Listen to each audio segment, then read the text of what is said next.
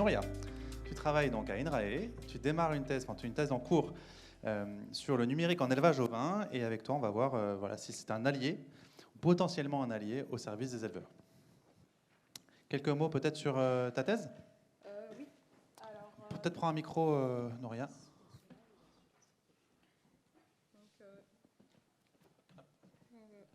C'est bon? C'est bon, c'est parti. Ça y est, on a démarré cette fois-ci. On est bon. Ok. Donc, bonjour à tous. Donc, je m'appelle Nouria Compaoré, je suis en deuxième année de thèse. Je travaille sur le recours à des technologies numériques comme support de la transition agroécologique et de l'amélioration des conditions de travail des travailleurs dans les élevages. Et donc, moi, je vais vous présenter les résultats d'une enquête qui a été menée de février en avril auprès d'éleveurs ovins. Et notamment, avant ces résultats, je vais vous présenter quelques éléments de ma thèse pour vous aider à comprendre un peu sur quoi je travaille. Donc, en fait, la problématique de ma thèse, elle vise à questionner l'usage des outils numériques dans des élevages agroécologiques et spécifiquement leurs effets sur des dimensions à enjeux agroécologiques et la dimension du travail. Et pour répondre à cette problématique, j'ai fait le choix de travailler sur les élevages ovins et de structurer ma thèse en 3 parties. Donc la première partie, elle va me permettre de comprendre l'outil du point de vue du constructeur, c'est-à-dire finalement à quoi il sert cet outil, et notamment de pouvoir identifier les interactions qui existent avec les éleveurs dans les exploitations. La deuxième partie, elle, va me permettre en fait de savoir comment les éleveurs utilisent leurs outils dans les exploitations, donc et identifier notamment des usages détournés. Et la troisième partie, elle, va me permettre d'identifier et d'analyser les impacts qui font suite à l'usage de ces outils sur la prise de décision et la dimension du travail. Donc moi, je vais vous présenter les résultats de la d'une sous-partie de cette partie-là, notamment qui a consisté à identifier les outils numériques utilisés dans les élevages ovins, mais aussi identifier les motifs d'adoption et les motifs d'abandon quand il y en avait, d'identifier également les difficultés rencontrées, mais aussi les usages qui sont faits de ces outils. Et cette partie va me permettre de sélectionner les exploitations qui sont les plus pertinentes à enquêter pour la deuxième phase que je vais, on va dire, un peu plus détailler vers la fin. Donc voilà, les résultats que je vais présenter sont issus de cette première sous-partie.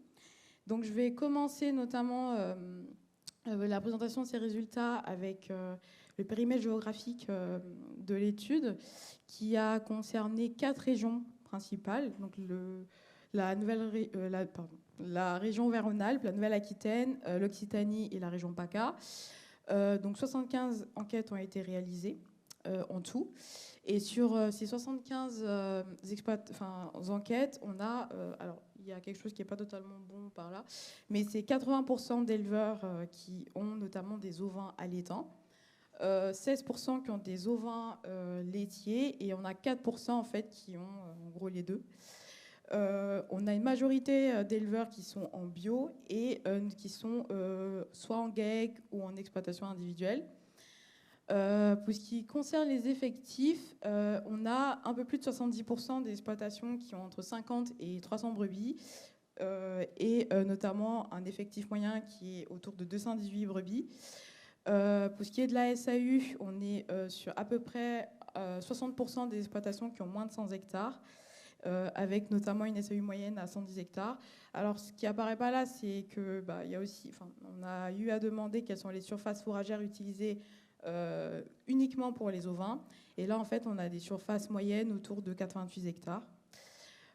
C'est beaucoup, pas beaucoup par rapport à la ferme France? C'est pas mal. C'est pas mal, ouais. Okay. Oui. Donc, en ce qui concerne le nombre d'ateliers, globalement, majoritairement, les exploitations, elles ont 2 ateliers sur exploitation, et on a 25% qui sont spécialisés. Ensuite, pour ce qui concerne les pratiques, on a globalement des éleveurs qui ont une période d'agnelage par an, avec des modes de finition assez, on va dire, équilibrés entre à l'herbe, en bergerie et mixte. Et puis aussi, une grande majorité d'exploitations qui ont une mise bas par brebis par an. Donc, je vais maintenant vous présenter un peu la partie numérique de mon enquête. Et en fait, on a entamé cette partie avec une question qui permettait d'avoir un peu le ressenti des éleveurs sur le numérique. Et en fait, ça a donné que 24% se disaient défavorables au numérique et 9% étaient défavorables nuancés. Les défavorables nuancés, c'est des éleveurs qui, globalement, sont défavorables, mais en fait, trouvent des bénéfices aux outils numériques. Ensuite, on a 24% qui se disent qui étaient favorables et 27% qui étaient favorables avec des réserves. Donc, favorables avec des réserves, c'est-à-dire que ces éleveurs, globalement,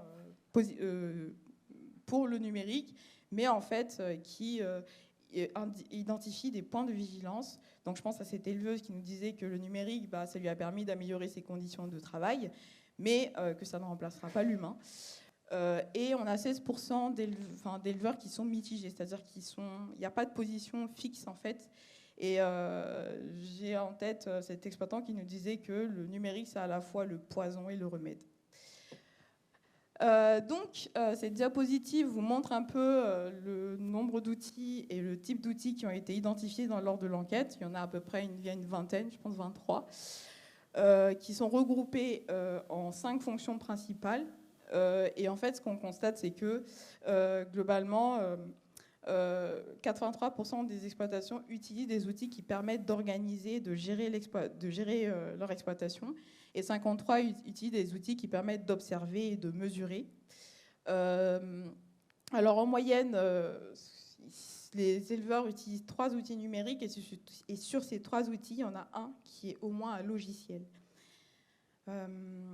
Ensuite, ce qui est en rouge, là en encadré rouge, c'est en fait les outils les plus utilisés. Et ce qu'on voit, c'est que c'est globalement des logiciels de gestion animale et les réseaux sociaux, suivi notamment du bâton de lecture et notamment du logiciel de compta.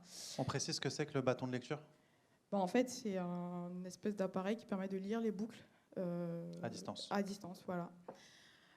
Et notamment, on voit que les outils qui sont utilisés au pâturage, en fait, il y en a très peu. Sauf notamment la station météo qui est utilisée par 14 éleveurs. Et tout ce qui est robotique est très peu utilisé également. Donc, ce qui permet concrètement d'agir et appliquer est très peu utilisé. Ce qui ne serait pas le cas si on était dans d'autres types d'élevage. Par exemple, en bovin laitier, on en a plus, oui. Bien sûr. Voilà. Donc, en gros, les éleveurs... Alors, parmi les 75 éleveurs, il y en a 7 qui n'utilisaient aucun outil numérique. En fait, le max qu'on a pu avoir, c'était 9 outils dans une exploitation, avec des investissements moyens à 1 500 €. Et puis, environ 30% d'éleveurs qui n'ont réalisé aucun investissement au cours des 5 dernières années. Ensuite, ce qu'on a demandé aux éleveurs, c'est qu'est-ce qui, en gros, les motivait à adopter les outils qu'ils utilisaient. Donc, ça a été une entrée par outil. C'est pas global, c'est vraiment pour chaque outil, on leur a demandé globalement qu'est-ce qui vous a motivé à adopter cet outil. Et ce qui revenait le plus, c'était la volonté d'améliorer des conditions de travail, parce qu'on veut être mieux organisé, on veut s'informer, ou parce qu'on a eu une opportunité ou sur conseil. Ensuite, ce qu'on a demandé, c'était dans la même approche les difficultés rencontrées à chacun des outils. Ça m'a beaucoup étonné de voir que globalement, ils nous disaient qu'ils n'avaient pas de difficultés particulières. Mais il y a quand même quelques difficultés qui ont été citées, notamment la contrainte d'accès, le manque d'ergonomie, la fiabilité, la complexité d'usage, donc qui fait écho à une présentation du matin. Enfin, on retrouve à peu près les mêmes motifs. Mais là, on est sur encore une fois des gens qui évaluent leurs difficultés dans l'usage d'un outil qu'ils ont déjà. D'un outil bien particulier. Qu'ils ont déjà, et qui a priori leur sert déjà parce qu'ils continuent de l'utiliser. Donc ils ont su dépasser les limites qui subsistent. Voilà. Ensuite, on leur a demandé s'ils avaient des outils qu'ils avaient abandonnés. Donc il y en a à peu près un peu moins de 15 outils qui ont été abandonnés. Donc dans le top 2, on a les réseaux sociaux et les stations météo. Et pour diverses raisons, donc celle qui revenait le plus, c'est le fait qu'il n'y a plus de besoin, parce que l'outil ne fonctionne pas, ou parce que il est jugé inefficace. Voilà, donc c'est un peu la fin de ma présentation sur les résultats. Donc l'analyse des résultats est toujours en cours. Et là, en fait, je suis en train de travailler sur la construction de profils d'éleveurs, donc en fonction notamment de la composante du travail. Donc ce que j'essaie de voir, c'est est-ce que si le système se complexifie, est-ce qu'il y a un recours aux outils numériques, donc en utilisant notamment des variables comme le nombre d'ateliers par unité de main-d'œuvre ou encore le nombre de GB par unité de main-d'œuvre, des variables en lien avec les pratiques des éleveurs, et puis aussi le recours au salariat, donc savoir s'ils ont du salariat ou de la main-d'œuvre familiale. Et aussi, ce que j'essaie de voir, c'est dans un deuxième temps si certaines variables liées à des systèmes participatifs, comme notamment le chargement, le taux de chargement ou encore le type de surface utilisée pour l'alimentation des animaux. Et aussi une autre variable que je vais intégrer, notamment la catégorie, en fonction notamment de la conduite des animaux. Essayer de voir en fait s'il y a des profils qui se construisent autour notamment de ces variables-là. Donc c'est toujours en cours. Donc je vous ai rien présenté pour ça parce que c'est un peu compliqué actuellement. Voilà. Donc, ce sur quoi je suis en train... Alors, je vous passe tout ça parce que ça a évolué depuis le temps. Donc, en fait, les prochaines étapes de ce travail, c'est déjà de terminer ma typologie qui me prend quand même beaucoup de temps.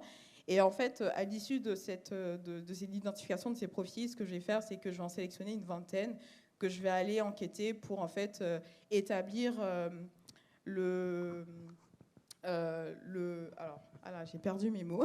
Les parcours d'équipement. Voilà, c'est pour établir en fait les parcours d'équipement. J'ai vraiment perdu le mot. La trajectoire d'équipement, voilà. Donc c'est vraiment pour établir la trajectoire d'équipement et comprendre en fait les mécanismes de prise de décision autour de ces équipements. Donc comprendre ce qui a motivé réellement l'adoption jusqu'à la fidélisation et notamment l'abandon pour ceux qui ont abandonné certains outils. Et puis aussi voir quels sont les impacts sur la conduite des animaux. Et puis voir globalement comment les éleveurs utilisent leurs outils au quotidien. Sachant que j'ai effectivement posé des questions en lien avec les usages, mais je ne pourrais pas les utiliser parce que j'ai des données manquantes.